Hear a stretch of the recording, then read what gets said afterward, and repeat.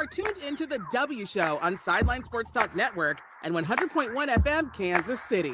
Live from Radio Row in San Francisco, California. Brought to you by Gates Barbecue, the Negro Leagues Baseball Museum, Dillard Zona Rosa, the Soul of Santa, Golden Gate Funeral and Cremation Services, and Wood Nissan. All right, we are back here live from Radio Row in San Francisco, and I'm excited about this guest. I really am, because back in the 90s, my mom had me dressed to the nines with this guy's fashion apparel, man, and Carl Kanai. That's who we have on the show, fashion designer. I feel like you an icon, man. Feel like you are definitely an icon, man. How you doing? I'm doing well, man. Glad to be here. Blessed to be on the show right now. Yeah. So talk about what you have going on right now. I know you have your first NIL deal going with a player from North Carolina. Can you talk about that? Yeah. So it's Kendrick, King Kendrick, high school basketball kid, got mad hops. You know, Kyrie Irving was a big fan of his. He's part of Kyrie Irving's camp. We just thought it'd be a good opportunity for Paul Kanai to get into the sports athletic business and to have young talent on our team. It's going to propel it to the next generation. Yeah, and I'm really just looking through, your Wikipedia. I mean, going from the Kanai Infinity to the Kanai Women and things like that. Like, what really pushes you to expand the brand like that? Because I mean, you've gone, from anywhere between both coasts. What really pushes you to make those next levels for the brand? Because I mean, you look at certain brands, they kind of stay within their within their wheelhouse.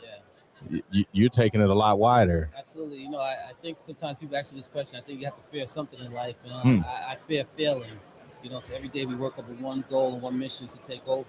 And I feel like when God gives you the opportunity to bless you, to have the opportunity to go out there and put your name on clothing and to style fashions, you got to take advantage of that. I'm saying, from day one, our goal has always been to dress the streets and propel Black culture to the next level. And that's how the name Kanai came about. Asking yourself that question: can I be successful? Can I be a Black man from the streets? So I just changed my name to Carl Kanai. Every day we have to answer that question. Yes, I can. All these years, I never knew that. I never knew that. So my name is legally changed to Carl Kanai now. When I became a citizen in 1998, I changed it legally to Carl Kanai. Wow. Yeah, definitely. I love it. Yeah, it's crazy because you think about just the different brands, and you can say Carl Kanai, people be like, they have the memories that come back. Right. Do you understand like how big your name is? Yeah, what really hit me is when the Martin Show did an episode. Yes. On Carl Kanai. I was like, man, this is crazy, man. Like, I was just trying to make clothing, man. You know what I'm saying? But one thing I would tell you is, like, every day you just wake up laser focused. And I think this started when I was a young kid. I was just shoveling snow at 11, 12 years old. My parents didn't have the money to buy me sneakers. And sometimes I figure, like, in life, it's not the gift your parents gave you. It's the gift they didn't give me. Right. I was asking for this clothing and sneakers I didn't need. My mother told me to go find yourself a job. That's what you want. So my mother would have gave me these things. I don't know if my job would have been the way it is to this day. You know what I'm saying? Yeah. So I think about that even with my kids. Sometimes as you want to please your kids and get them everything, sometimes you give them everything they're yearning to achieve on their own. It's not the same. Okay. Do you have anything new coming up? Yeah, so something really big for Super Bowl. We're dressing Coco Jones for Super Bowl. Yes. Singing the national anthem. We're called Kanai. Okay. So through my friends on Car, we redesigned some vintage pieces that we had. And I'll just give you guys a little hint of what it's going to look like. She's redoing on the next level Whitney Houston's performance at Super Bowl. Oh, yeah, so it's really? An amazing look that we're trying to do. So just think about Whitney Houston's look. Yeah. Elevated to a different level now. Okay. Yeah, definitely. And so do you look at, like, when you're watching TV or on socials or different things, do you see certain people like a Coco Jones? Because she's very stylish. Like, you never see her have an off day. Like, the face card is always on.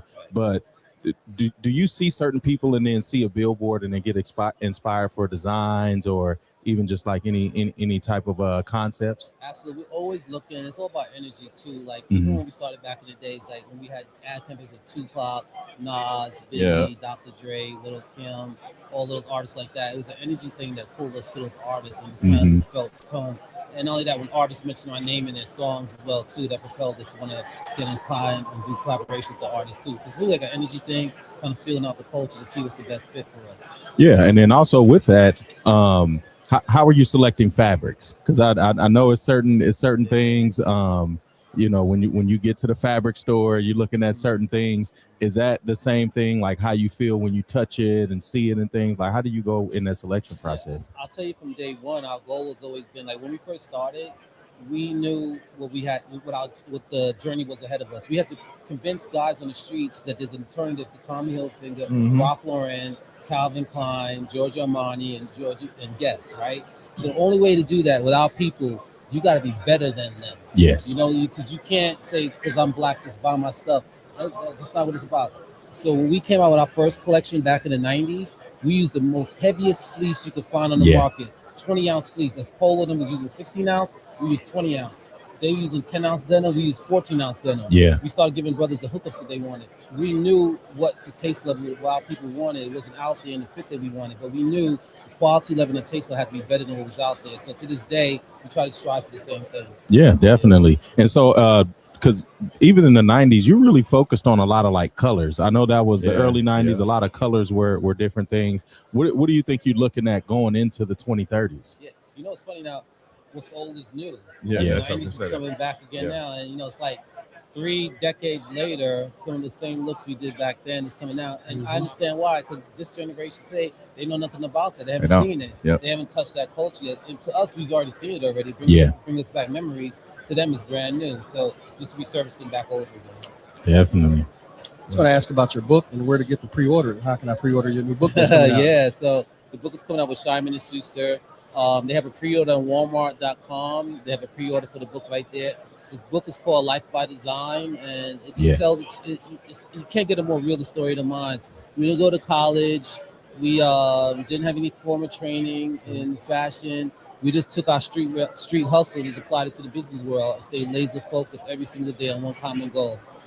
Now, do you because like you said, the it's kind of a rewind, right? Like everybody's wearing things that they've worn in the 90s. Have you seen anybody like in Carcanine that you like, hey, I've been rocking that? Yeah, let me. I mean, people rocking Carcanine, yeah. Yeah, I mean, all the time. I mean, we always see like vintage pieces of people rocking the brand and stuff like that. You know, Omar Epps, you know, Snoop Dogg, all the icons have been very supportive of the brand, and their kids are wearing it as well now too. So it's a new young generation. So it's definitely a good feeling to see the brand resurfacing again 3 decades later. Yeah. Now, how can people still purchase Carcanine? Yeah, so right now it's on carcanine.com, and we also sell through Snipes USA. Store there. Those are our partners in Europe, Snipes, so they distribute my stuff in Europe as well. Okay. So we're looking forward to that. So carcanine.com, Snipes USA, we in there. Yeah, I'm gonna have to hit you up because I do suits and sneakers. So yeah, I'm gonna have to get your contact. That's a done deal. We always got you guys covered. Let me get your information. Be good. Yes, indeed. Right. That's all. Say less. Yes, there it is. indeed. There it is. Like yes, indeed. All right. We appreciate you coming on the show with us today. Appreciate you. Yes, sir. Thank you. All right. That was Carl Kanai. We'll have other guests coming up here soon.